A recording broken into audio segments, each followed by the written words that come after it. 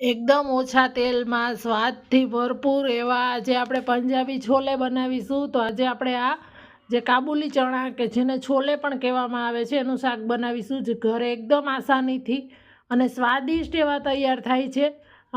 એના આપણે રોટલી, પૂરી, પરોઠા, ભટુરે સાથે તો ખાઈ શકાય છે, જીરા રાઈસ સાથે પણ બહુ મસ્ત લાગતા હોય છે આ.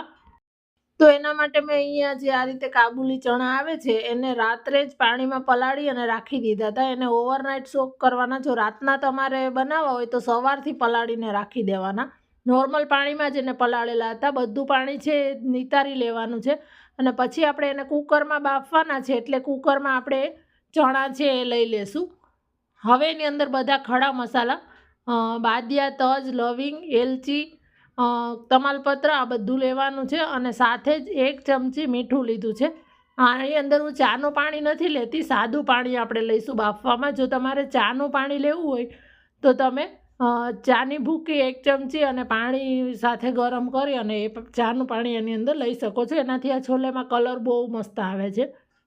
હવે કુકરનું ઢાંકણ બંધ કરીને આમાં 5 સીટી કરી લેવાની છે. આ છોલે છે એકદમ સરસ બફાઈ જવા જોઈએ. છોલે બફાય ત્યાં સુધી આપણે એક પેસ્ટ બનાવીશું. તો એની અંદર મેં અત્યારે અડધો ગાંઠિયો લસણનો, 1 મોટો ટુકડો આદુનો અને મેં મીડિયમ સાઇઝની 2 ડુંગળી લીધી છે. આ બધી જ વસ્તુને એકદમ સરસ આપણે ક્રશ કરી અને પેસ્ટ બનાવી લેવાની છે.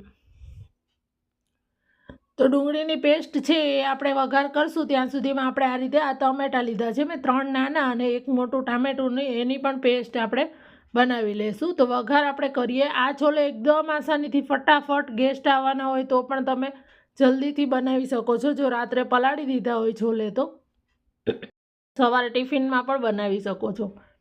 જો અત્યારે મેં કઢાઈની અંદર તેલ ગરમ કરેલું છે અને એની અંદર 1 ચમચી જીરું લેવાનું છે. આપણે ઉપરથી પણ એક તડકો કરશું વઘાર, એટલા માટે અત્યારે ઓછું તેલ લીધું છે. તમે વધારે લઈ શકો છો. ત્યાર પછી 5 ચમચી જેટલી હિંગ લેવાની છે.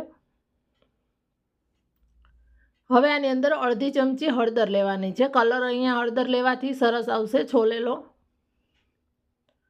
હવે આપણે જે ડુંગળીની પેસ્ટ બનાવેલી છે એ આની અંદર લઈ લેવાની છે. આ જે આપણે 12 જેવા છોલે કે કોઈ પણ પંજાબી શાક કે આ રીતના ગ્રેવીવાળા શાક બનાવીએ ને ત્યારે આપણે એક ભૂલ કરતા હોય છે કે એને બરાબર સતળાવા નથી દેતા.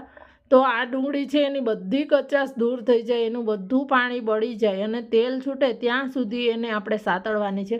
અત્યારે તો આપણે એકદમ ઓછું તેલ અત્યારે લીધેલું છે ને ઓછા તેલમાં બનાવીએ છીએ.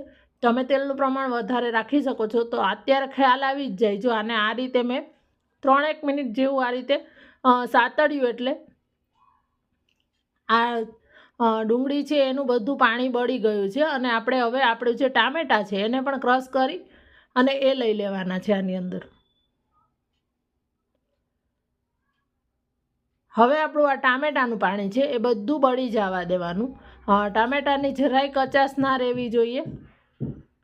તો આપણા ટામેટાં છે એને અત્યારે આપણે આના ભાગનું મીઠું લઈ લેશું કે મીઠું અત્યારે લેવાથી આને ચડવામાં સરસ હેલ્પ થશે અને ફટાફટ ચડી જશે. છોલે છે એને બાફતી વખતે આપણે મીઠું લીધું છે અને એ પાણી સહિત જ છોલે આમાં ઉમેરશું. એટલે અત્યારે એ રીતે મીઠું તમારે લેવાનું, વધારે ના પડી જાય એનું ધ્યાન રાખવાનું. હવે આ રીતે ઢાંકવાનું, કારણ કે આમાંથી બહુ છાંટા ઉડે છે એટલે થોડો ભાગ આપણે ખુલ્લો રાખેલો છે. અને જો આપણા સાઈડમાં છોલે પણ સરસ બફાઈ ગયા છે અને આટલા મેશ થઈ જાય, આવા એકદમ મેશી છોલે બફાઈ જવા જોઈએ. અને એની અંદરના બધા જ જે આપણા ખડા મસાલા હતા એ પણ આપણે ગણીને કાઢી લેવાના છે.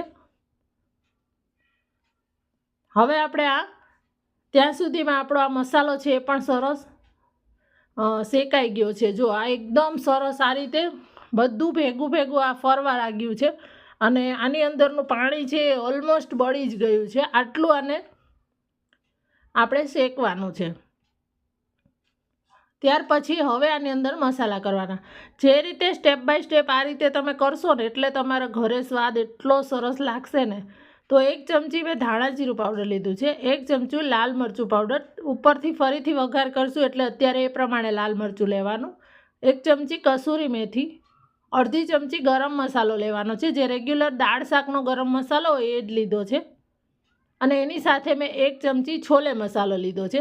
આ ના હોય તો તમે પંજાબી ગરમ મસાલો લઈ શકો છો, કિચન કિંગ લઈ શકો છો, અથવા ના હોય તો પણ ચાલે. તો ગરમ મસાલો 1 ચમચી લઈ લેવાનો અને 1 ચમચી મેં આમચૂર પાવડર લીધો છે. હવે આ બધા મસાલાને આની સાથે સરસ સાતળવાના છે. આ મસાલા છે એને સરસ સાતળશું એટલે એની એકદમ સરસ અરોમા છૂટશે અને એની પણ એકદમ સરસ ફ્લેવર આવશે. તો જો આ તમે અત્યારે જોઈ જ શકો છો કે આનું બધું પાણી બળી ગયું છે અને આ પેસ્ટ એકદમ સરસ આ રીતે સતળાઈ અને તૈયાર થઈ છે. જો આને વ્યવસ્થિત એકદમ મીડિયમ ફ્લેમ પર, મસાલા બળી ના જવા જોઈએ, મીડિયમ ફ્લેમ ઉપર શાંતિથી આ બધું એકરસ થાય એટલું એને સાતળી લીધું છે. અને ત્યાર પછી આપણા જે ચણા છે બાફેલા એની અંદરનું પાણી સહિત આની અંદર લઈ લેવાના છે. આ પાણી આપણે જવા નથી દેવાનું. આની અંદર હજી જરૂર પડે તો આપણે વધારે પાણી એડ કરીશું. એક વખત આ બધું મિક્સ કરીને જોઈ લેવાનું. જો આમાં આપણે મસાલાનું પ્રમાણ પણ વ્યવસ્થિત રાખેલું છે, ખાલી છોલે ને એવું જ નથી. હવે થોડાક છોલેને આ રીતે મેશ કરી દેવાના છે. તમારે આ સ્ટેજ પર જો ચાનું પાણી એડ કરવું હોય તો ઘણા અત્યારે પણ કરતા હોય છે. બાફવામાં જો ના કર્યું હોય ને અત્યારે કરો તો પણ ચાલે. એનાથી કલર સારો આવશે, બીજો ટેસ્ટમાં કોઈ ફેર નહીં પડે, થોડો કલર ડાર્ક આવશે. જો આ બધું સરસ આ રીતે એકરસ થઈ ગયું છે તો ફરીથી મેં અડધો ગ્લાસ જેટલું પાણી લીધું છે. આમાં જરૂર લાગે એ પ્રમાણે તમારે ભાત સાથે કે પરોઠા, કુલચા શેની સાથે, નાન સાથે કે ભટુરે સાથે ખાવું છે એ પ્રમાણે લેવાનું. હવે મેં ઘરની તાજી ફ્રેશ જે મલાઈ છે એ લીધી છે. આની અંદર ક્રીમ લેવું હોય તો લઈ શકો છો. મેં ઘરની જે તાજી 2 ચમચી જેટલી મલાઈ છે એ લીધી છે અને આ બધું એકરસ કરી અને મિક્સ કરી લેવાનું છે. અત્યારે કલર તમને આવો લાગે છે પણ ચડી જશે. હવે ઢાંકી અને ચડવા દેવાનું છે. આમાંથી ઉપર તેલ આવી જાય અને એનું મલાઈનું ઘી થઈ જાય. હવે આપણે એક વઘાર કરીશું. તો મેં વઘારિયાની અંદર 2 મોટી ચમચી ઘી લીધું છે અને ઘી આપણું એકદમ સરસ આપણે ગરમ કરી લીધું છે. તો ઉપરથી આ લાસ્ટમાં આ તડકો કરવાનો છે અને એની અંદર મેં 1 ચમચી લાલ મરચું અને આ રીતે આદુની કતરણ લીધી છે. આનાથી બહુ સરસ સ્વાદ લાગે છે. આ વઘાર છે એ ચોક્કસથી તમે કરજો જ. વઘાર આની ઉપર લાસ્ટમાં એડ કરી દેવાનો અને બધું મિક્સ કરી દેવાનું. એટલા માટે આપણે પહેલાં તેલનું પ્રમાણ થોડુંક ઓછું લીધું હતું.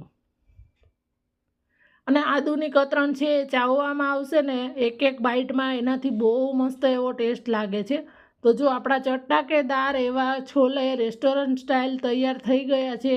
આ છોલેને તમે બપોરે કે લંચ કે ડિનરમાં ગમે ત્યારે અથવા તમે ટિફિનમાં પણ આપી શકો છો બનાવીને. તો તમને આ રેસીપી કેવી લાગી એ મને કોમેન્ટમાં જરૂરથી કહેજો. રેસીપી ગમી હોય તો એને શેર કરવાનું ના ભૂલતા.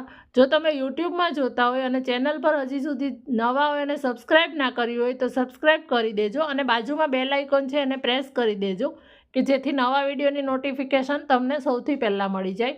અને જો તમે ફેસબુકમાં જોતા હોય તો પેજને ફોલો કરી દેજો અને રેસીપીને શેર કરવાનું ના ભૂલતા. તમારા રિવ્યૂઝ છે મને કોમેન્ટમાં પણ કહેજો કે તમને કેવી લાગી.